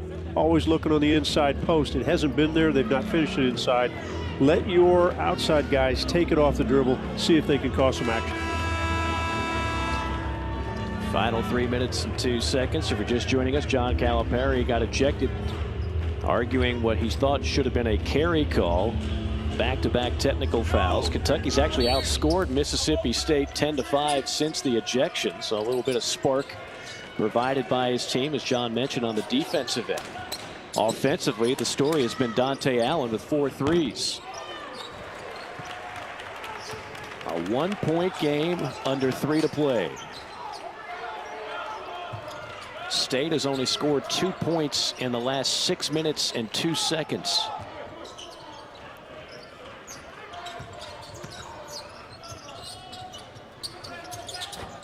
Three on the wing, knocked down by Molinar. Mike Molinar started on the opposite end of the floor. They went away from him, came off 2 screens off the top of the 3-point line. He came all the way across and knocked it in. Molinar came into this game shooting 52% from behind the arc. And Molinar is matched up against Allen. They'll have to keep Allen from catching the ball. Pressure situation. They go to Boston. Rims off. Offensive rebound and a foul on the floor, says Terry Oglesby. And for Mississippi State, that's only the 4th team foul. Foul's going to go against Molinar, but if it's on the floor, no free throws yet. Yeah, a lot of whistles for State, but not in the second. So Kentucky will inbound it from the baseline. I think Molinar was asked, and he thought he hit a 3-point shot. Down there, they gave him 2. They may go check that. And shooters know. Yeah. Well, you know, shooters I had him down for a 3. Yeah, I did too, but I didn't give it to him. And it was the first thing he looked at when the ball went dead. He looked over there and said, hey, that was a 3. I know where I'm going. I know where I was. You weren't the kind of guy that would check the box score after the game just to see how many you lit him up for, were you? Nah. I knew where my feet were. I promise you, I knew where my feet were. There was no sense coming off a double screen to shoot a 3 and move inside that line. That's right. Oh, he might be. It's going to come down to that big toe. Yeah, big toe on the right foot. From here, it looks like it's probably a 2. Could have been on the line. Yeah. But that's a tough angle for us. And it is a 2. It is confirmed a 2. The line, of course, to look for there is the white one. The second line in is for the women's game with the white line, which was expanded a couple of years ago to the international mark at 22 feet. And that one was from about 21 feet and 7/8 of an inch. So it's a 1-possession game, 2:02 to go. Kentucky with 2 timeouts. Could come a factor. Mississippi State, no timeouts remaining. And Kentucky only 3 of 8 from the foul line.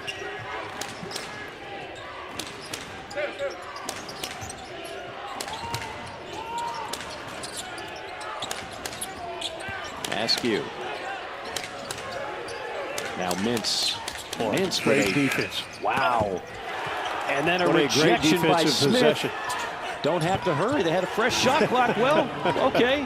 Go ahead and fire up a 3. That Hey, ties it up. shooters, that's perfect.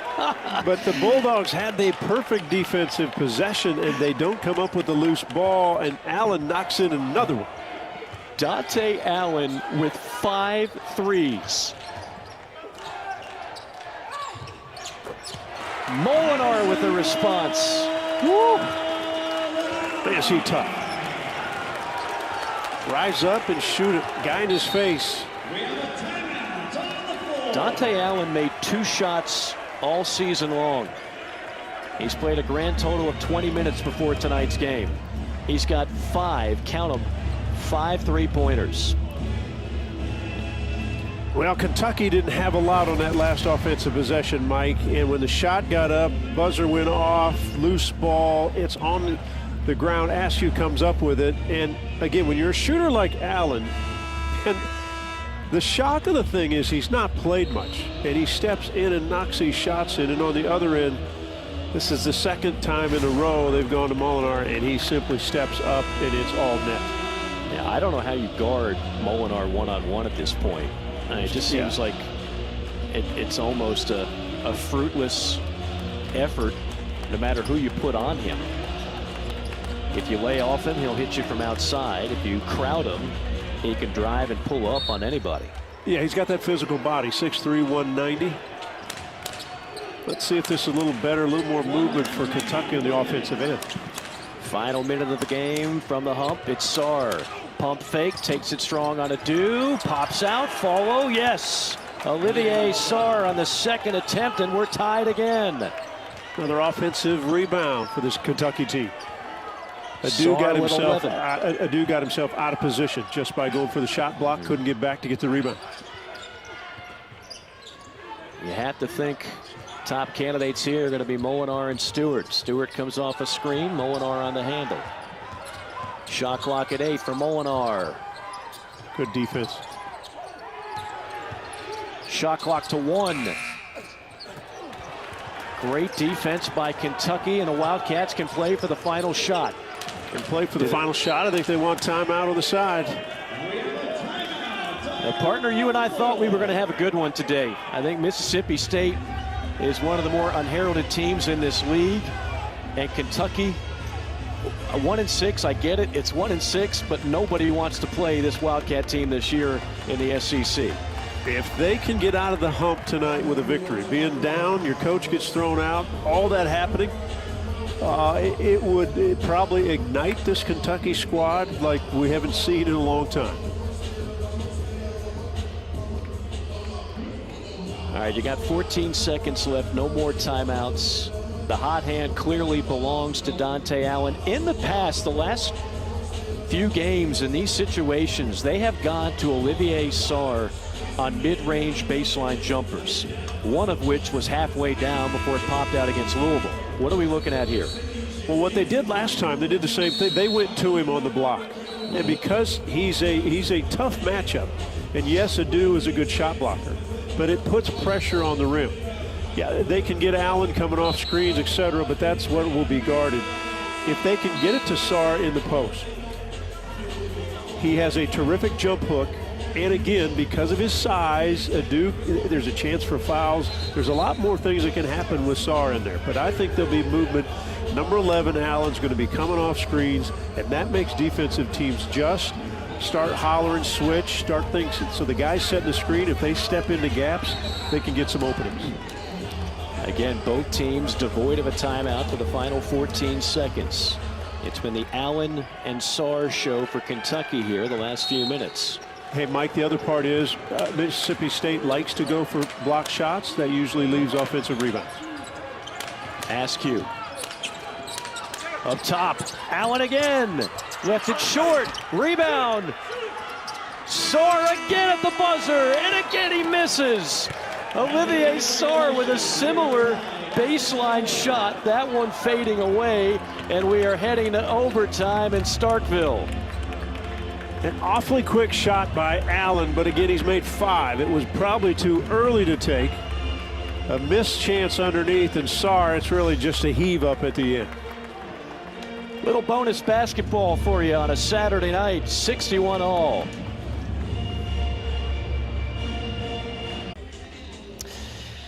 SEC basketball overtime presented by Papa John's. Mike Morgan with John Sunvol. Delighted to be joined by you folks on a Saturday evening. We thought this would be a good one. It's exceeded expectations. And John, you look at this final possession, you're not in love with this shot here. Well, it's a great play. He gets open, but all it is a pump fake. I mean, you lift the ball, you got 2 dudes by you. You take a dribble, you've got an easier shot. You still had 5 seconds left. You had 2 guys. If you're a great shooter, now again, we're talking about experience. He hasn't been in this situation. He was in high school.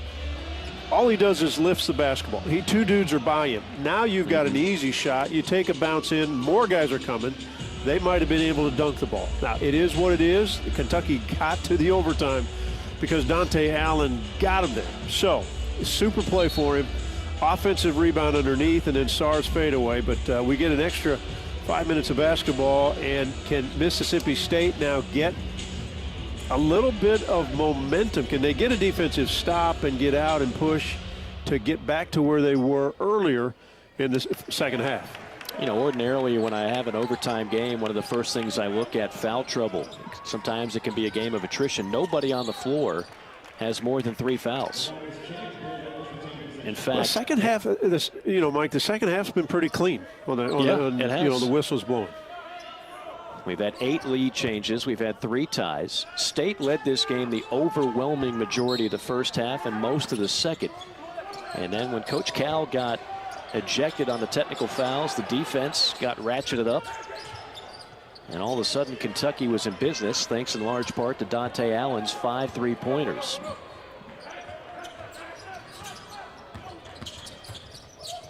Molinar. Rimmed off, tap up and in. It's a tough team to box out. That time it's Cameron Matthews, 6'7", knifing in for the tip-in.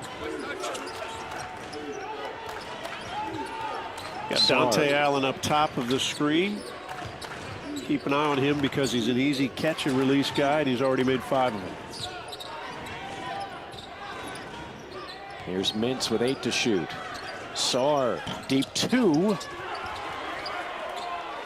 And a rebound of the Bulldogs. I can't tell you, Mike, how great a play Cameron Matthews just made for Mississippi State. He was on Allen. Sarr caught it. He ran at Sarr, but before Sarr could think of passing, he sprinted back to Allen. Sarr then shot his own jump shot.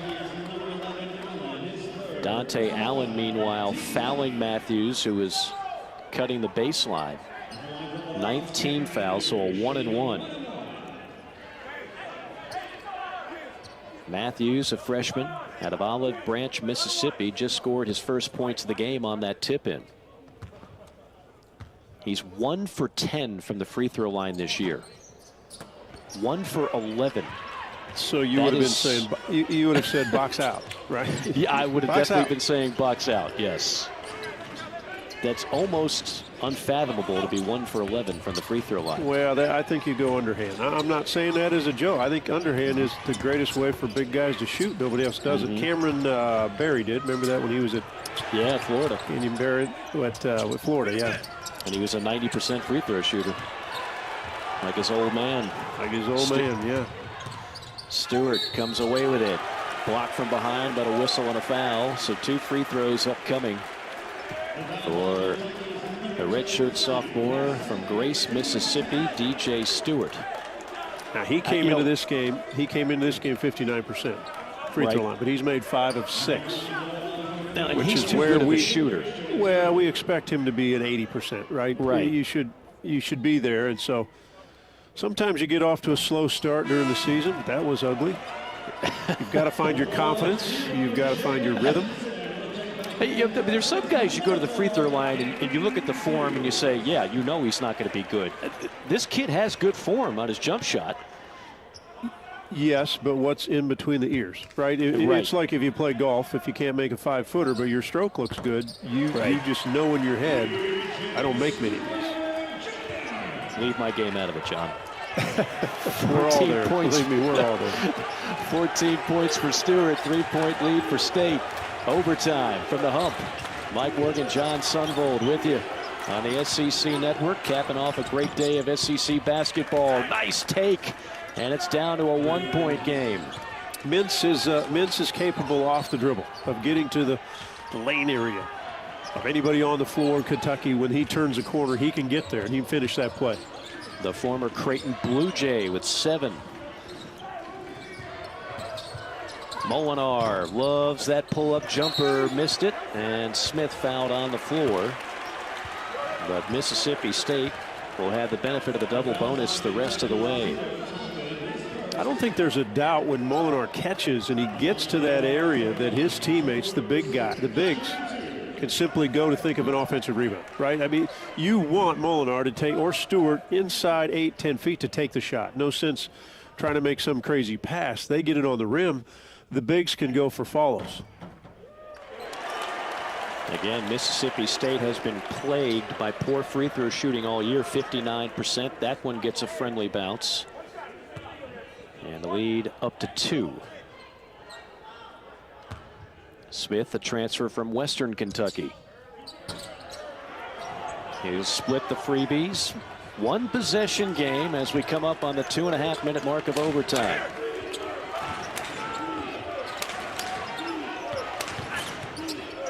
Askew, tough shot. There to pick up the loose change and follow is Jacob Toppin, and we're tied again. A good break for Kentucky. Looked like that ball was going to head out of bounds.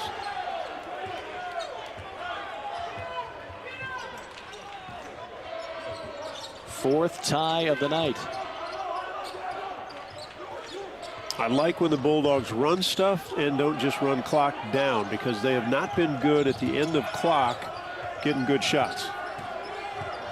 Inside, Tolu Smith. Wheeling and dealing. No. Gets it back. Second time, no. Third time, no. And popping back out to State with a fresh 20 seconds on the shot clock.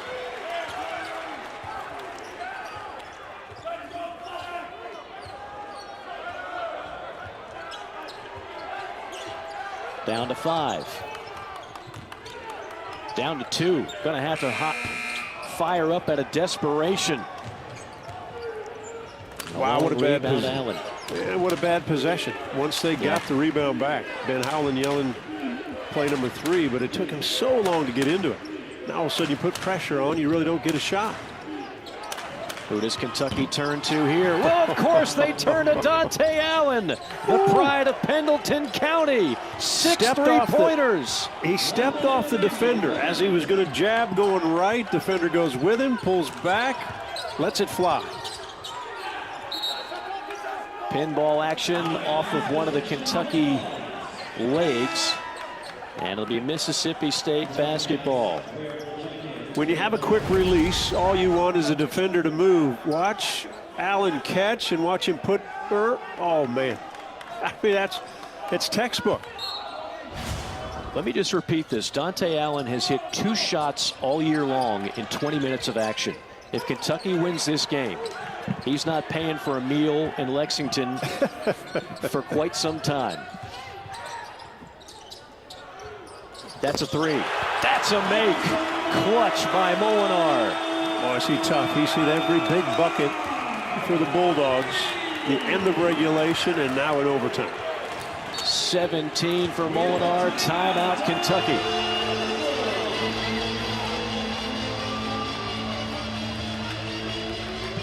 We saw him do it down the stretch before regulation.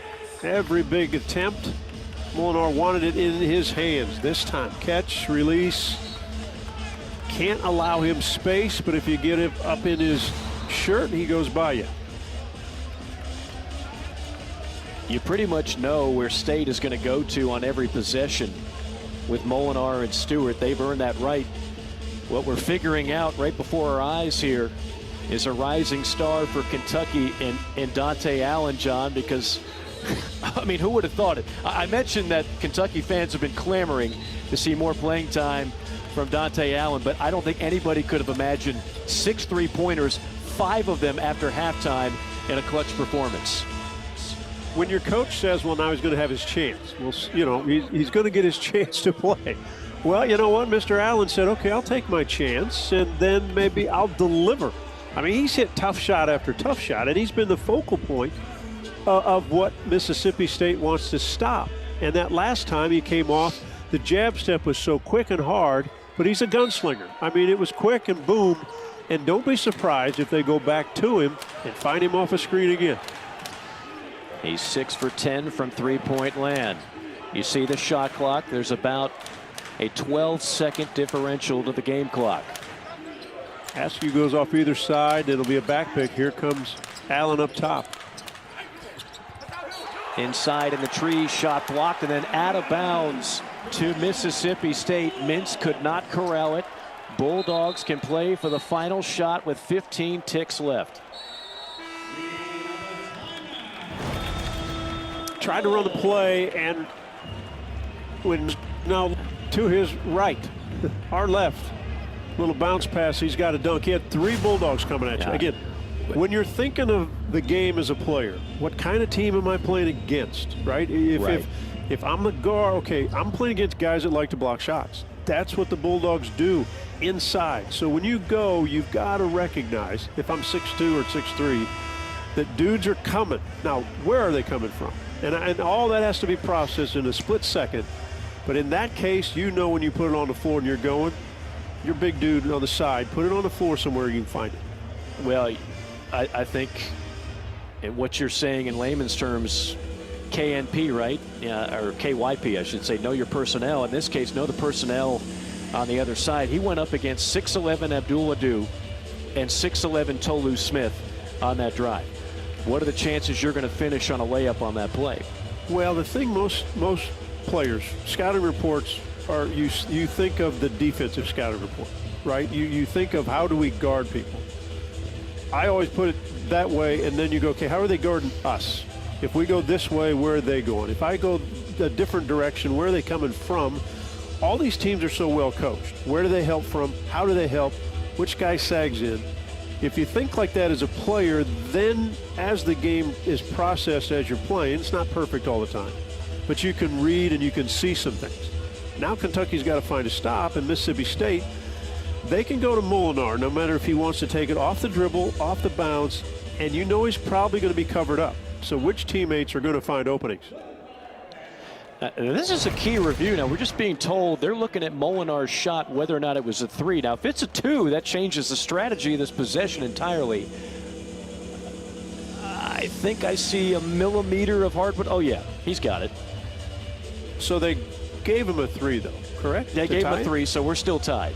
If somehow that was changed to a 2, now all of a sudden Kentucky's up 1. It's a different ballgame. But it is indeed a 3.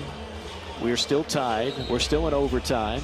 State can play for the final shot, and if you're in Vegas, there's about a 95% chance that final shot's going to belong to either number 1 or number 3. And of course, I'm talking about Molinar and Stewart. In this overtime, we've had 2. And if I'm Mike, if I'm either one of them, again, here's the thought process. They're going to try to. Kentucky's going to try to stop those 2. So which of the other 3 on the floor will find openings? Where, if your guy leaves you, where do you best position yourself that Stewart or Molinar throws you a pass? I'll play along and say Tolu Smith down low. There you go. Number 35. We'll see how it shakes out here in the final 10 seconds now. And Slow Molinar's taking his time. By Molinar. Good defense, good step out. Oh, goodness. Down to 3. Molinar down to 1. Has to heave it. Missed it. We're heading to double overtime. Great defense. Great defense. Askew pushed him one way, and Sarr, I believe it was Sarr, stepped out. Not a good possession. Not a way you want to end it, but you got another overtime.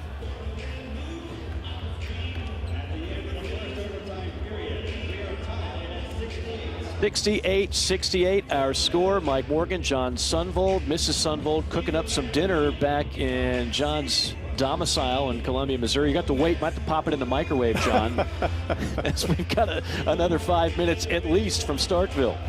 Got the meal upstairs, but it can wait just a bit. And both teams, you get to this position, and how do you get there, right? You got there because Dante Allen was special. And the other guy on the other end, Iverson Molinar, has been special until the last possession of the overtime. Speaking of food, our overtime presented by Papa John's. We're going to need another pizza to get us through this extra session from Starkville. 68-68 if you're joining us late. Mississippi State controlled the first half. Kentucky, after John Calipari got not one but two technical fouls, arguing the same play, got ejected. Kentucky's defense got him back in this game. And then Dante Allen is the story among all stories. The freshman who's played 20 minutes all year long has hit 6 threes for Kentucky to lead the way. A little weave up top for the Bulldogs into the hands of Molinar. There's Tolu Smith, and that's a beautiful feed, and it rims off. Smith missed it from point-blank range. Yeah, Devin Askew, Askew didn't give up on the play. Bothered the big just enough. Here is Allen. We'll defer to Askew. Shot clock down to 8. Adu on a hedge. Sarr gets it and fires and hits. 71-68. The big man Olivier Sarr from downtown. Smooth stroke.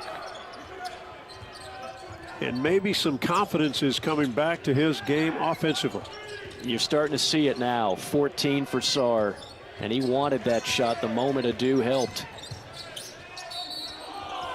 Fade and fire, and drawing contact is DJ Stewart. Now he'll go to the line for a pair with 3:51 to go here in double OT. Wildcats have been better, really almost running set plays. Pick, pop, guys coming off screens to find shooters. This time Sarr simply stepped out. Confidence, which is good to see for him. He's had a nice ball game, 6 of 15 from the floor, 14 points, 2 of 2 beyond the three-point line. On the other end, I think the Bulldogs have been stagnant. We know they have good talent in the guard position, but I think they've sat on that dribble. Other guys standing around, and when you sit on the dribble, Kentucky's not an easy defense to score upon. That's a great point. It's become the Stewart and Molinar show, but Kentucky knows that as well. Both free throws sunk again. That has been the Achilles heel for State this year, free throw shooting, but Stewart calmly buries a pair, and it's back to a one-point game.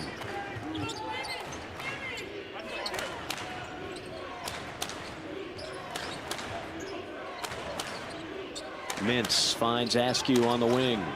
10 on the shot clock. Ball screened by Sarr. Pops and gets it back. Here's the man of the hour, Allen.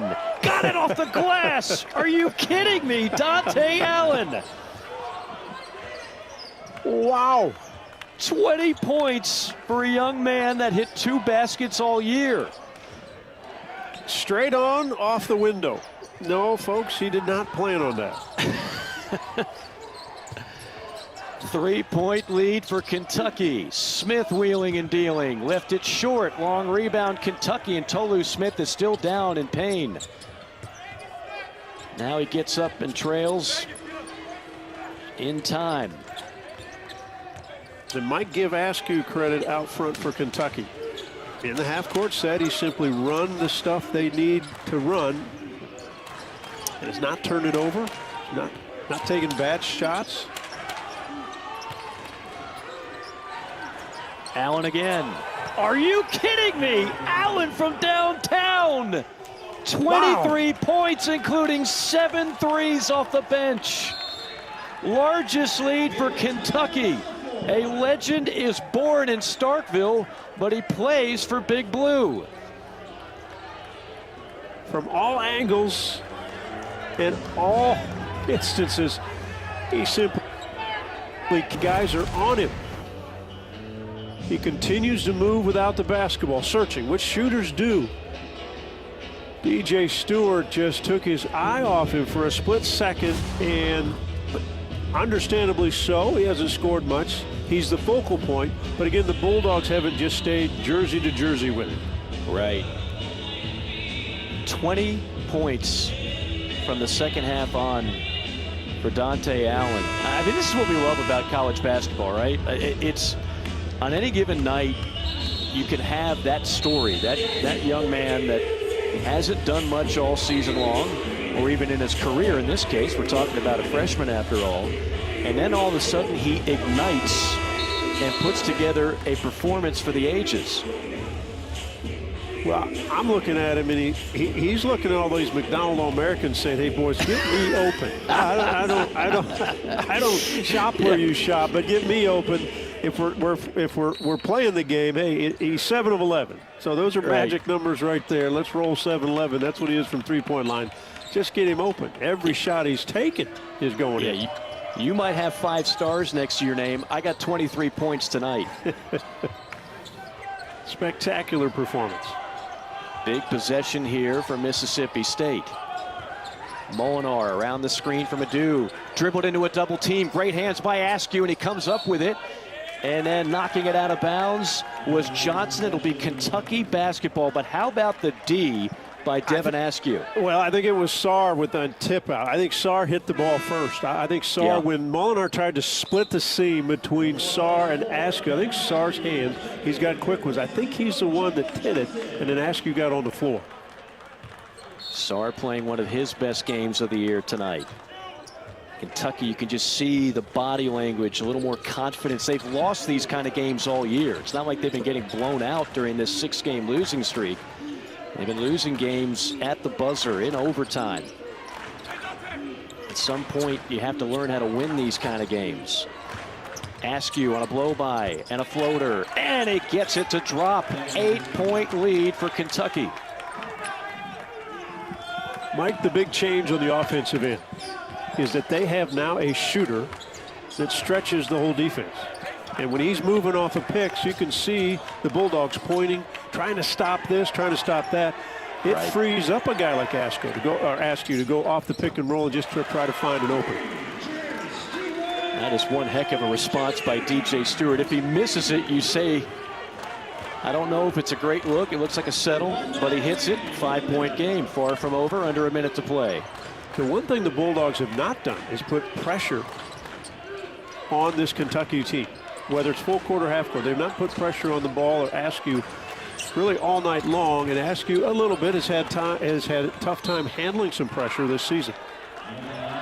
If Sarr delivers that pass cleanly, Dante Allen has a wide open look on the wing. And from there, as well as he shot, he's either saying net or glass. Like he's Exactly. calling it because he shot it well all night. You're putting 3 in the books, that's for sure. Sarr on a rise and fire. Shot clock buzzing. Big possession here. They got to for go State. in a hurry. They can't. You can't back out. You got to go forward. Molinar with a hand in his face, left it short. Rebound Askew. Do you foul here if you're State? Yeah, some kind of game and win. This is going to be for Kentucky.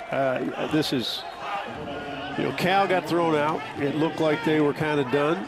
Bruiser Flint, who's been out there just doing what he does. Terrific coach, was a great player for Cal way back when at UMass. The thing is, State only has 5 fouls. They're going to have to foul 2 more times to get free throws. How about a steal? Wow, threw it right to him. But you got to go. 3 off the mark, and no foul. And somewhere from up above, Basil Hayden is smiling. Kentucky is off the schneid. 6-game losing streak over. 1-0 in SEC play. Cal got tossed. Bruiser Flint taking over with Tony Barbie and Joel Justice. And Big Blue finally picks up a victory and another nail biter. And Coach Cal's team's 15-0 all time against Mississippi State. It's been a pleasure bringing this one to you. A lot of fun. Double overtime win for the Cats. For John Sunvold, Mike Morgan saying so long, everybody.